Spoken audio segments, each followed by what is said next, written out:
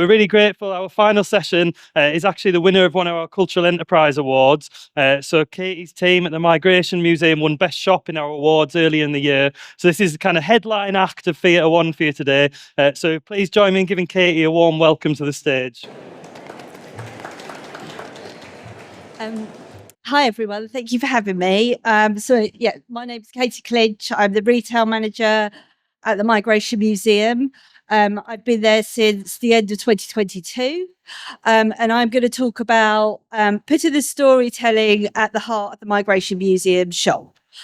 This is the first time I've done anything like this, so if I mess up any of the slides, apologies, bear with me. So just a bit of summary of what I'm going to run through today.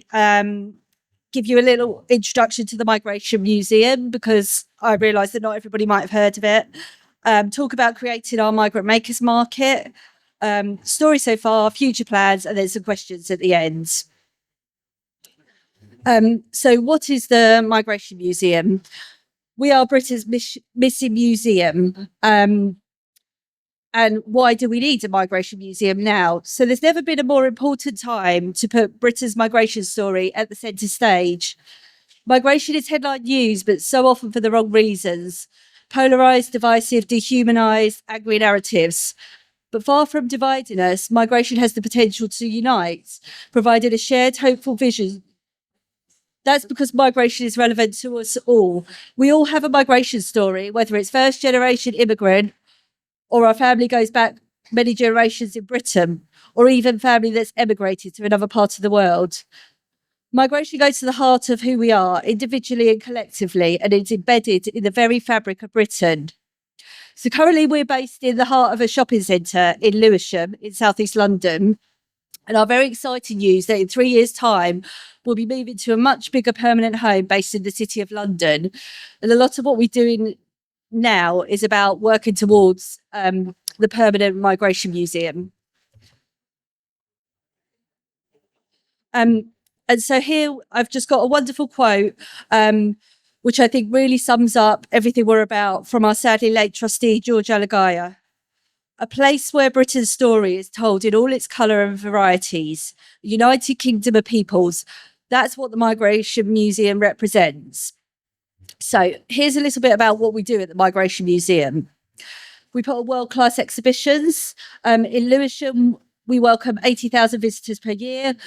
We have staged 9 acclaimed interactive exhibitions with co-production at their heart. Most recently, the award-winning Heart of the Nation, Migration and the Making of the NHS, that won the touring exhibition at Best Touring Exhibition at yesterday's awards, and launched last June. Going to Leicester Museums, Leeds Trinity Shopping Centre, and now it's in Lewisham. And that's an exciting part of what we do. We plan to operate future pop-ups in shopping centres and retail environments across the UK. This was piloted in Leeds last year, and we know it works, so that's something we'll continue to build on. We organise vibrant events, lively events from comedy to cookery, dance to discussions, lectures, festivals, and more. Here's some pictures of a few of them from 2023. So top left is a music at the pop-up exhibition in Leicester. Top right is a discussion with the wonderful Dr. Annabelle Sowamimo, talking about her book. Bottom left is an event about women's migration stories through books, food and fashion. And bottom right was a fantastic Colombian dance workshop we hosted. We are a platform for emerging artists.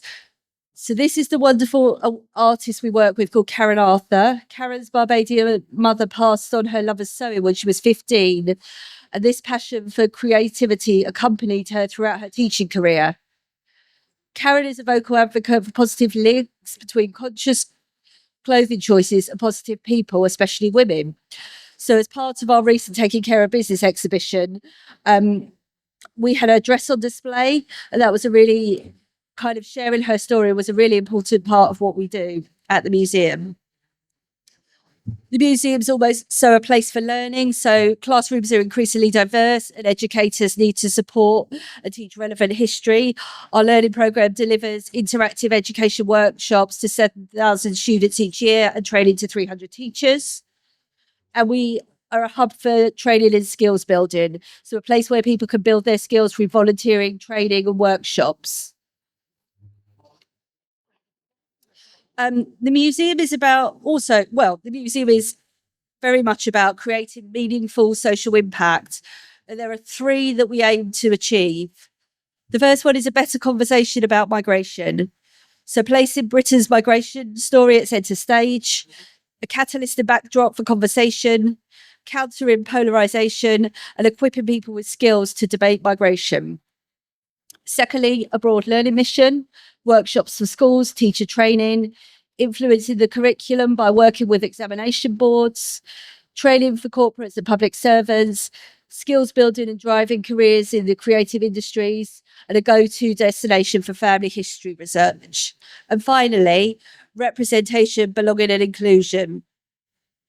Co-creating with groups who are underrepresented in the arts, promoting wellbeing through playful creative participation, providing a platform for artists and storytellers, and reaching new audiences by bringing the museum to where people are across the UK.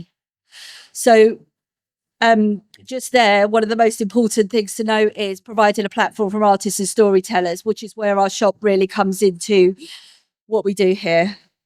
So now I'm going to talk about the shop, which is a concept store in which everything is designed or made by people with a migration story, hence the name, the Migrant Makers Market. And you can see that's a shot of our shop there to show you what it looks like. And that's our logo. So a little bit of background first about how the shop was created. When we launched the Taking Care of Business exhibition in 2021, which was an exhibition all about migrant entrepreneurs, this gave us the perfect opportunity to create a concept store which champions migrant-owned businesses, tell the stories of those who are making them, and showcase the great diversity and creativity of migrant entrepreneurs. Now more than ever, people are appreciating where their products come from and making social decisions with their shopping.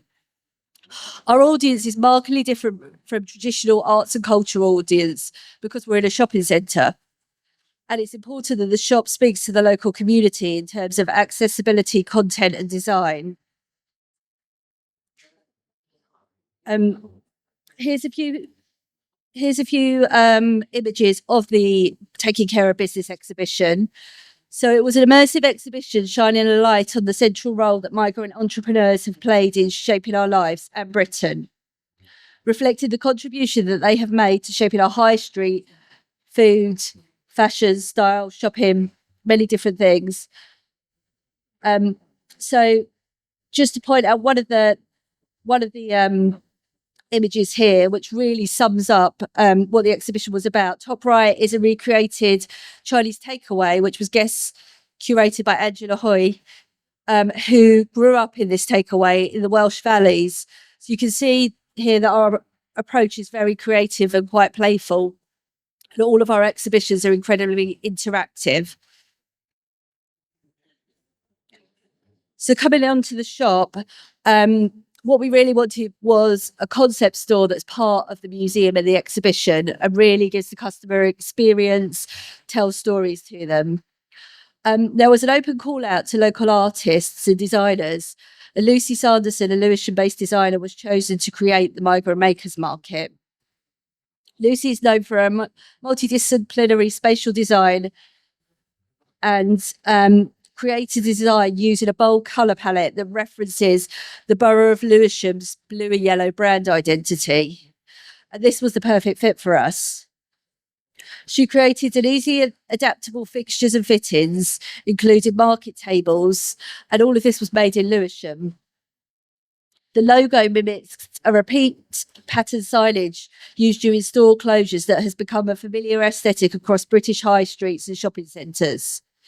And here's a quote from Lucy, the designer. The design honours iconic brands of the past, many of which themselves were founded by immigrants, while also celebrating and providing a platform for emerging migrant-founded brands and businesses of the future.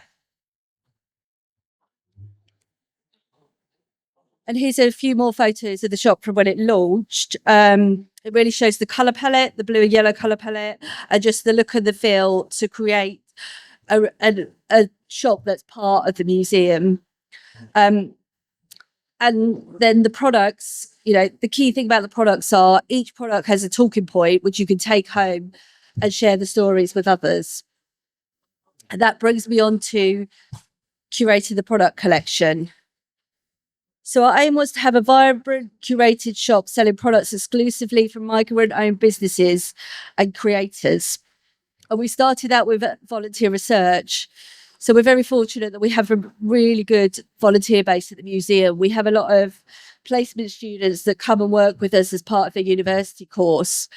And so we set out on a research project with our volunteers to really find the makers and the artists that are the best fit for the shop. We then followed that up with finding that, apologies, I'll start again. That really got us a good collection of local artists and makers to work with. We do work with a lot of locally based artisans, as well as other makers from around the country. We also do a lot with our museum collaborators. So artists that are part of our exhibitions, we sell their artworks and products, and we work on exclusive collaborations with them. And we conduct a lot of online research. So places like Instagram are a really good place to find new up and coming makers.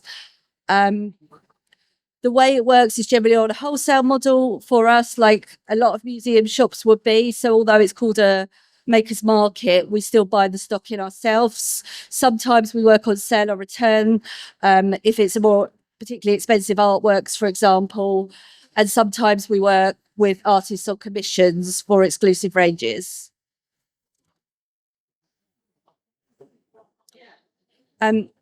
Here's an overview of some of our best-selling products in the shop. We do really well with locally themed products. So, for example, you can see we've got the Syrian chili paste here, which is from a social enterprise called the Refugee Cafe, which employs refugee chefs based in Lewisham. You can also see next to this, we've got the Lewisham cookbook that's got different recipes from inspired by different cultures, but from people based in Lewisham. We've got the artwork from Emily Chin, which is if anybody knows Catford's, that's the amazing shopping centre there. We really focus on our maker and product stories. We do a lot of exhibition related products and exclusive. So at the bottom left here, you can see a photography project called Morley's or Less that featured in our exhibition. So these are photos of fake Morley's chicken shops, which is a popular chain in London. And they produce an exclusive calendar for us of the photography. And that's always been in our top 5 bestsellers. Also gifts that give back. So one of our makers, Zaytoon, that's a social enterprise selling products from Palestinian farmers. That's been really popular because that gives back to them as well as supporting the museum. Most of our bestsellers are priced at £15 to £20, which means our average transaction value is reasonably high at £18 to £20 within the shop. In the museum next to the shop, we have something called the Maker Space, where we showcase some of the makers whose products we sell in the shop. Here's some of the examples of some of the events related to the shop. So top left, we had an Eid card making workshop with the artist Nadina Ali. She's collaborated on exhibitions with us. We sell her prints in the shop. Bottom left, it is an event exploring foods and migration. We do really well with food products in the shop. We kind of worked with the makers that were as part of the event. And on the right is Angela, who I mentioned before, reading from the book she wrote about the takeaway she grew up in, standing behind the counter from the takeaway she created for our exhibition. So it's all linked and it's all about storytelling. So again, this brings me on to a little bit of how we tell the stories, and it's one of our fundamental principles. So these are some of our wonderful makers. So at the top, you've got an Instagram post about Lily of Uru Studio. We sell some of her female activist postcard sets and colouring books, and she did an exclusive set for Black History Month for us. Bottom left, Nicole Chewy, who produced a artwork for a shop range linked to the Heart of the Nation exhibition about migration and the making of the NHS. Her mother worked in the NHS, so it's really she took inspiration from that when creating her artwork. In the middle, you can see we have maker bios throughout our shop. And then on the left is just one of our long-standing migrant makers, Spice Kitchen, telling their story in one of our newsletters. And here's a bit of an overview of some of the marketing we do for the shop, which I'm sure is similar to lots of other cultural enterprise retail operations. So social posts, again, telling the stories of the makers, the newsletter, social advertising we found worked really well for us. So in the run up to Christmas, we ran meta ads on our gift sets, and that drove up our online average transaction value to nearly £40. We give out postcards to promote our online shop, and the photography, that's really key for us. We have an amazing photographer we work with who really sells the products, having great photography. And then that brings me on to the online shop. So everything we try to do in our online shop, we try to mirror what we've got in our physical shop.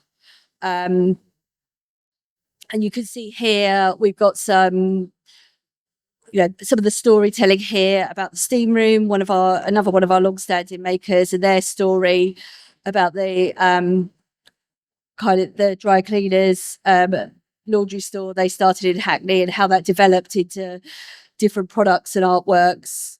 The navigation is really important, that we you can shop by product or you can shop by maker. We run features of different artists and makers. So you can see in the middle there, featured artist, Triban Buka. We've currently got a temporary exhibition with her, which is all about refugees and migration. And these are the shop products that we sell related to that exhibition. As I've already mentioned, gift sets done really well for us online. Print on demand. So we work with the supplier T-Mill, who offer sustainable print on demand products, and we sell our Migration is Not a Crime range with them. So this isn't really part of the Migrant Makers Market, but it's something that does really well for us.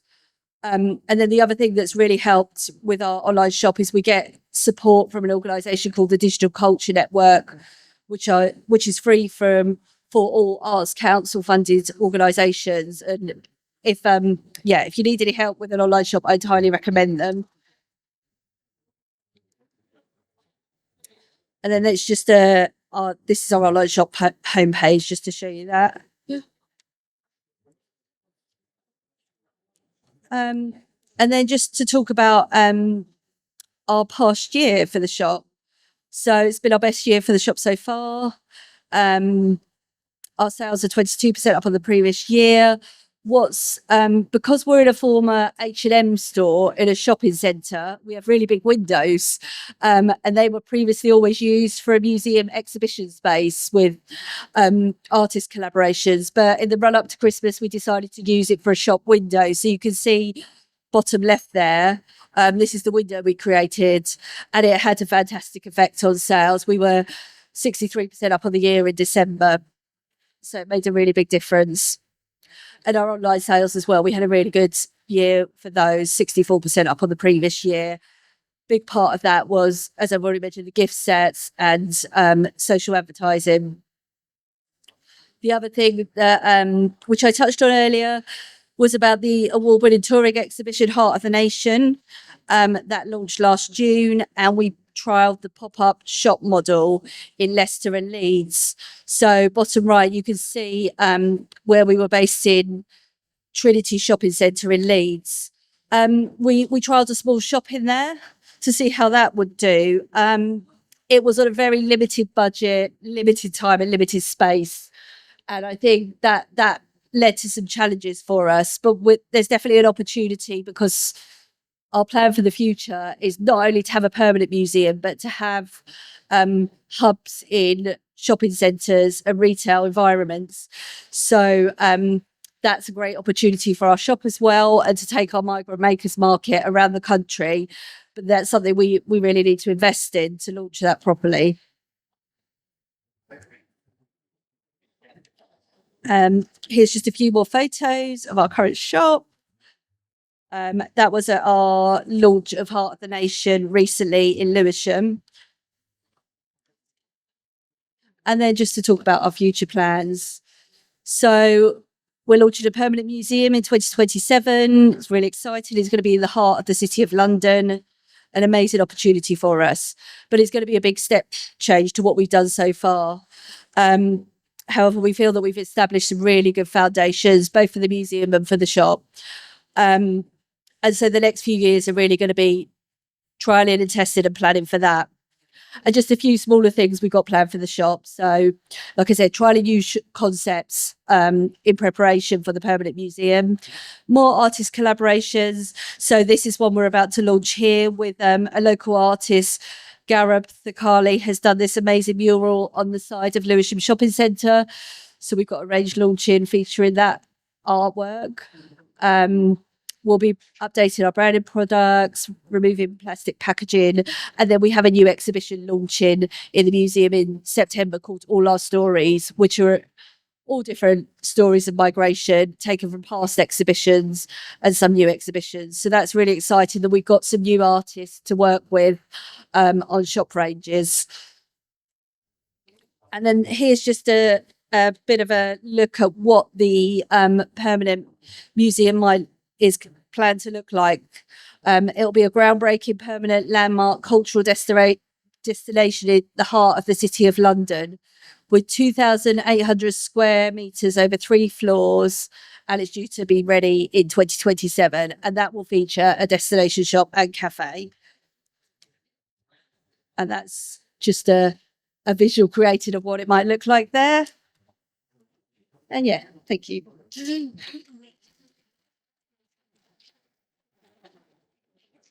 Brilliant. Thanks so much, Katie. Does anybody have any questions for Katie? We've got a roaming hand mic. Oh, straight down here. That's all right. No, sorry. Yeah. I'm not nominating you. Second row, sorry. Hi. Hi, yeah. Can everyone hear? Yeah. Okay. I can't hear mine. But, so I love the shop, and I might have to buy Morley's fake chicken calendar. My question is kind of around budget, and within the organization is, do you have an understanding that you need to invest in retail? Because certainly from where I work, our struggle is that retail is seen as the income for the other teams. So yeah. Yeah, so we don't have tons of budget, so we do a lot of the time have to do things in a cheaper way. So we recently did a mini refurb of the shop, but it was very much a kind of make do type thing. However, we do a lot of, because we're working towards a permanent museum, we are, say, allowed to trial a lot of new things, not knowing whether they're going to pay off. And so it's very much a testing phase for us, which is brilliant. You know, everyone understands that so for example, our pop-up hub shops, you know, we will be trialing them and we will invest in them, and they may not pay off immediately, but you know, there's long-term gain for it. So yeah, hopefully that explains a little bit. Thank you. Has anyone else got a question? Yeah, there you go. Thank you. Thank you. My name is Nick. I'm the retail manager at the Hunterian Museum. Hi. I think what you've done is absolutely amazing. What can you tell me more about your conversion rate of people visiting your museum to then make a purchase? And are you able to kind of have a sort of a price range so people on lower incomes are still able to buy things? Because I know your average transaction is like Yes. 18 to 20. Yeah. So yeah, we do have a mix of prices. We sorry, I need to speak to that. We do have a mix of prices. We don't there is a price kind of limit for us. We do find that. So we don't do, we have kind of a cut-off. We found more expensive products don't work, but things in the 10 to 20 pounds bracket is really good for us. And yeah, our conversion rate is about 11%. And our spends per head varies between £1.80 and £2. Yeah. Okay, we'll take another question. Hi, I was wondering, for museums where maybe it's like less easy to have a tie-in to the exhibits, a direct tie-in between the exhibits and the shop, do you have any advice for continuing the stories that are told in the tours and you find within the museum, and tie that within to the shop and the retail space? Yeah. I mean, I would say, yeah, it really depends on what it is, but I think definitely 100% you want in the shop to tie into what's in the museum and what the museum's about, but it hasn't necessarily got to be, something that's literally taken out of the exhibition. We don't have a permanent collection, whereas I know a lot of museums would have permanent collections and artworks they could use. So that can be a challenge sometimes because we then create new artworks with artists, and that can be quite costly. So I had to say that's something we're still slightly figuring out. But I think if, fortunately for us, we found a concept that ties into everything we're about. So if there's a concept or a theme that could be tied in, and also, like I said, anything that reflects the local area. And, if you've got a lot of people locally visiting, or tourists, they want something based on the local area. That's fantastic for us, and I know a lot of other people do well with that. So that could be something to consider as well. Barbara, we've got time for one more question. Yeah, we'll come down here. Thank you. Thank you very much. Wonderful presentation. How far back do you go with representation of migrants? And does that include refugees and different generations? Yeah. So in the museum, we do look back historically. It just really depends on the exhibition. So, for example, at the moment it's about the NHS, so it goes back as far as the NHS started to the current day.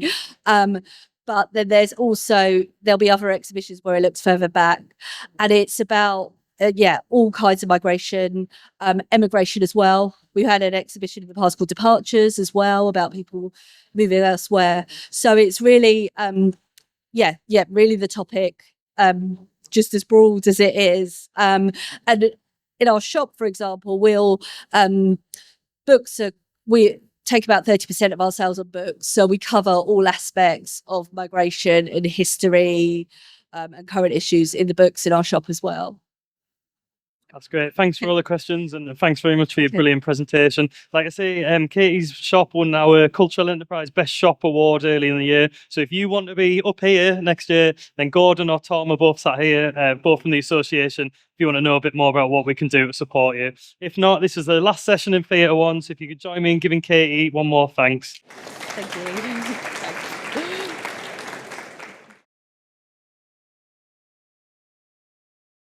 Brilliant. Thank you.